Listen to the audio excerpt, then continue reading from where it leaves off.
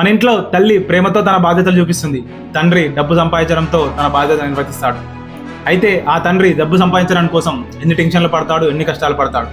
ఆ సంపాదించిన డబ్బులు నెలకు సరిపడేలా ఖర్చు పెట్టడానికి సరిపెట్టడానికి ఎన్ని టెన్షన్లు పడతాడు, ఎన్ని కోరికలను త్యాగాలు చేశాడు. మరి ఆ తండ్రి అంత కష్టపడి సంపాదించిన డబ్బుని కొడుకుకి ఊరికే ఇవ్వాలా, లేకపోతే దాని విలువ చెప్పి ఇవ్వాలా, అసలు ఇవ్వకూడదా? ఈ రియల్ టైమ్ ఇన్స్పిరేషన్ స్టోరీ ద్వారా తెలుసుకుందాం. Hi hello, this Satish Kumar from Dhruva entertainments. ఈ వీడియో నచ్చితే లైక్ చేయకుండా సరే ఈ వీడియోని మాత్రం అందరికి షేర్ చేయండి. డబ్బు విలువ తెలిసేలా అందరికీ చేయండి. And me real time story or మీకు కావాల్సిన ఇన్స్పిరేషన్ స్టోరీ కోసం కామెంట్లో మెన్షన్ చేయండి. ఆ వీడియో కోసం మా ఛానల్ సబ్స్క్రైబ్ చేసుకొని బెల్ ఐకాన్ నొక్కండి.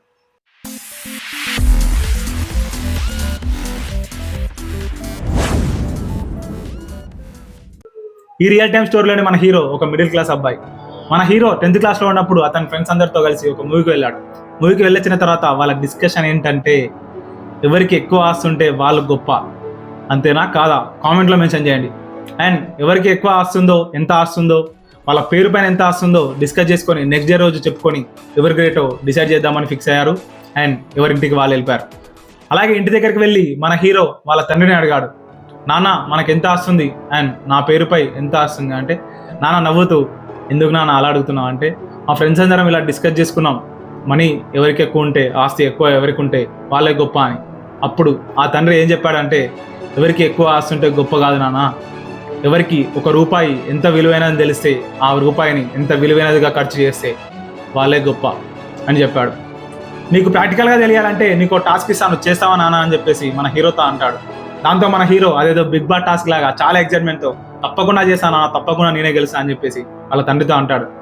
అప్పుడు ఆ ఫాదర్, చూడు నాన్న, నేను నెలకి 30,000 సంపాదిస్తాను అండ్ ఆ 30,000 మాత్రమే నెలకు ఖర్చు పెడతాను, సరిపడేలా ఖర్చు పెడతాను. సో నువ్వు కూడా నీకు 4 weeks 3 days, అదే ఒక నెల, ఆ నెలలో 30,000, నేను సంపాదించిన 30,000 నీకు అప్పచెప్తాను. నువ్వు ఇల్లు మెయింటెనెన్స్ ఖర్చులు అన్నీ నువ్వే చూసుకోవాలి. అండ్ ఆ మంత్కి, అదే 4 weeks 3 daysకి ఆ 30,000తోనే ఖర్చు పెట్టాలి, సరిపెట్టుకోవాలి. సో నువ్వు సక్సెస్ఫుల్గా ఆ టాస్క్ కంప్లీట్ చేస్తే నువ్వు గెలిచినట్టే అని చెప్తాడు. మంత్ స్టార్టింగ్లో ఫస్ట్ వీక్లో ఏం ఖర్చులు ఉంటాయి? హౌస్ రెంట్, పాల bill, paper bill, recharge, groceries, insurance, చిట్టి, ఇన్వెస్ట్మెంట్స్, ఇలాంటి ఎన్నో ఖర్చులు మంత్ స్టార్టింగ్ ఫస్ట్ వీక్లోనే ఉంటాయి. సో అందరిలాగానే మన హీరో కూడా పైన చెప్పినవన్నీ ఫస్ట్ వీక్లో కట్టేశాడు. సో అతని ఫాదర్ ఇచ్చిన అమౌంట్లో ఆల్మోస్ట్ పెద్ద అమౌంటే ఫస్ట్ వీక్లోనే అయిపోయింది. దాంతో రెండో వీక్ మన హీరోకి ప్రెజర్, టెన్షన్ రెండు ఒకేసారి వచ్చేసాయి.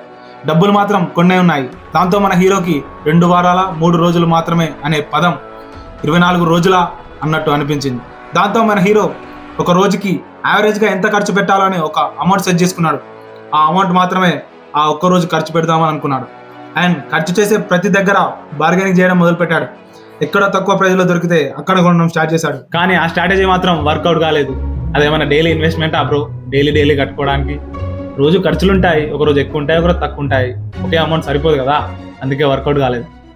అప్పటితో మన హీరో 24 రోజుల్లో 7 రోజులు అయిపోయాయి, 17 రోజులు ఇంకా ఉన్నాయి. కానీ డబ్బు మాత్రం చాలా తక్కువగా ఉంది. దాంతో మన హీరోకి ఆ 17 రోజులు 408 గంటల, అదే 17 × 24 గంటలు 408 గంటల అన్నట్టు కనిపించాయి. ఆ 408 గంటల్లో మన హీరో అతను పెట్టే ఖర్చులని ఎక్కడ తక్కువ దొరికితే అక్కడ బార్గెనింగ్ చేసి కొనడమే కాక అసలు ఆ ఖర్చు పెట్టడం తప్పనిసరి పరిస్థితి అయితే మాత్రమే ఖర్చు పెట్టాడు. అయినా కానీ ఆ అమౌంట్ 1 వీక్కి మాత్రమే సరిపోయింది. అదే మన హీరో మాటల్లో చెప్పాలంటే 7 × 24 hours 168 hours మాత్రమే సరిపోయింది. ఇంకా 240 గంటలు మిగిలి ఉండగానే ఆ అమౌంట్ మొత్తం, ఆ టాస్క్ అమౌంట్ మొత్తం అయిపోయింది. దాంతో మన హీరో ఆ టాస్క్ని ఎంత ఎగ్జైట్మెంట్తో స్టార్ట్ చేశాడో అంత బాధతో అతని తండ్రి దగ్గరికి వెళ్ళి బాధపడుతూ, నాన్న నేను ఓడిపోయానని చెప్పేశాడు. దాంతో మన హీరో వాళ్ళ తండ్రి, ఎందుకు నాన్న బాధపడుతున్నావు అని చెప్పేసి మన హీరో అంటాడు, లేదు నాన్న, నువ్వు ఇచ్చిన మనీని ఒక మంత్ మొత్తం సరిపెట్టుకోలేకపోయా, అందుకే బాధపడుతున్నాను. కానీ నువ్వు మాత్రం ఆ అమౌంట్ని నెల మొత్తం సరిపెట్టడం కాకుండా సేవ్ కూడా చేస్తున్నావు, అలా ఎలా పాసిబుల్ నాన్న అని చెప్పేసి మన హీరో వాళ్ళ తండ్రిని అడిగాడు. అప్పుడు మన హీరో వాళ్ళ తండ్రి మన హీరోతో, నువ్వు ఒక రూపాయిని ఎంత విలువైనదిగా చూస్తే అండ్ ఒక రూపాయిని ఎంత విలువైనదిగా ఖర్చు పెడితే సమాజంలో నువ్వు కూడా అంతే విలువైనదిగా తయారవుతావు. అండ్ అదే నువ్వు అన్నావే గ్రేట్ అని, అప్పుడే నువ్వు గ్రేట్ అవుతావు. అంతేగాని ఎవరికి ఎంత ఆస్తి ఎక్కువ ఉంటే, ఎంత ఎక్కువ ఆస్తి సంపాదిస్తే వాళ్ళు గ్రేట్ అస్సలు కాదు నాన్న అని చెప్పేసి మన హీరోతో అన్నాడు. ఆ తర్వాత రోజు మన హీరో అతని ఫ్రెండ్స్ దగ్గరికి వెళ్ళి జరిగిన విషయం అంతా చెప్పాడు.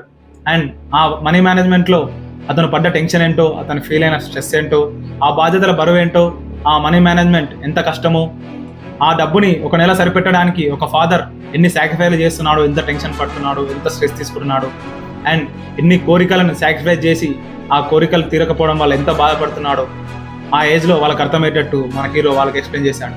అండ్ అలాగే మీరు కష్టపడి సంపాదించిన ప్రతి రూపాయి ఎంత విలువైన అవసరాలకు ఖర్చు పెడితే అంత గొప్పతనం, అప్పుడే మీ లైఫ్ కూడా అంత వాల్యుబుల్గా గొప్పగా ఉంటుంది. అంతేగాని తాతలు తండ్రులు సంపాదించిన ఆస్తిని ఖర్చు చేయడం గొప్పతనం అవ్వదు.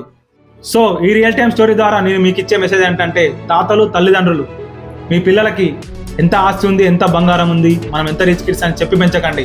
ఒక రూపాయి ఎంత విలువైంది, ఎంత కష్టపడితే ఆ రూపాయి మనకు వస్తుందని చెప్పి పెంచండి. అండ్ మీ ఫాదర్ని కానీ మీ గ్రాండ్ ఫాదర్ని కానీ ఒక మాట అనే ముందు అండ్ వాళ్ళని తక్కువ చేసి మాట్లాడే ముందు, ఇంత తక్కువ ఆస్తి సంపాదించడం అని అడిగే ముందు, వాళ్ళు మీరు ఈ హోదాలో ఇంత హ్యాపీగా ఎందుకున్నారో ఒక్కసారి ఆలోచించండి. ఎంత కష్టపడితే, ఎన్ని టెన్షన్లు పడితే, ఎంత స్ట్రెస్ ఫీల్ అయితే మీరు ఇలా ఉన్నారో ఒక్కసారి ఆలోచించండి.